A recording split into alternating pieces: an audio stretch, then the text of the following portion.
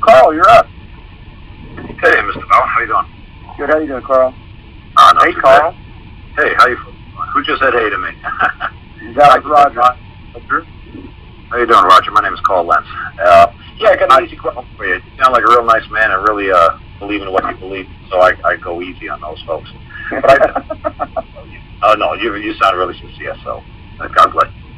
So I got an easy question though. When it comes to property, I have a really hard time when anybody tries to say that any form of entity, another man, has some sort of control over another man's property without a proper claim. Well, a man is property. It's not just a control over his property. You are their property. Okay, well, even you are. I don't go biblical on you folks, because I know even when your child is born, God cannot do what He has already done. He's given you the child. He cannot reclaim that as his property ever for all eternity. So where could a government have the capacity to believe that it could claim a proper person to them? Well, because they've got a system of law that they've massaged and manipulated and they've implemented. Now, you want to talk and bring this biblical, let's go back to Revelation. And if you go back to Revelation 18, is Karl, right?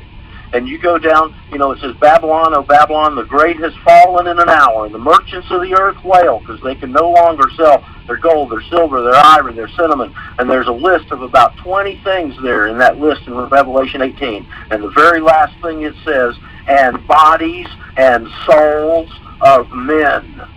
You tell me they don't know them? There's a difference between men and man. If you really know the Bible, I don't want to go around people, but if somebody the Bible, Talmud, you'll know the complete difference between man. The Hebrews were considered man, and all the Gentiles were considered men. So if you want to go literally, that's because they got you. And that's because they got you through this Babylonian code that they've been massaging for 5,000 years in a contractual obligation under the Babylonian code where you're considered their property. That's where all this came from. Yeah, men are considered the property if you want to go on the Hebrew Bible, but not a man. Okay? And that's what I'm trying to say to you folks. If you want to actually go around me, the difference between a man and mankind and men, I'll do an hour, but I don't want to do that. All I want to try to say, no government has a right to claim me as their property. A government doesn't have rights. A government has a charter or a contract or a constitution which clearly defines its parameters with its interacts and intercourses with those of the public or those of correct. So and you're correct.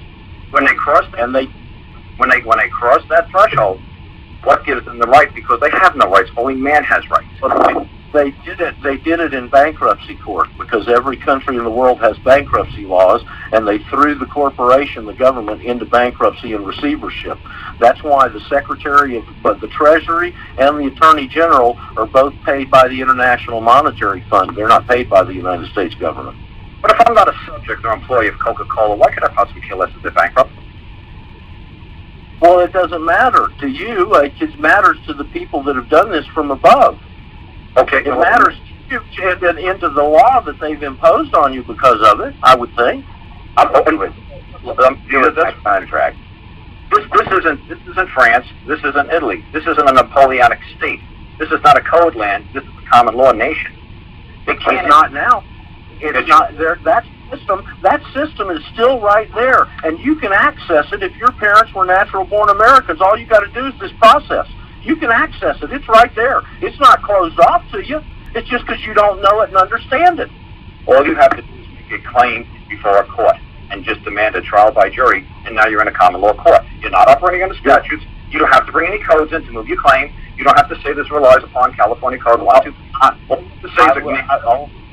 All I tell you is good luck doing that, and I hope you have a lot of success. I think the people that have tried it have not. Hey, Roger, there's a question.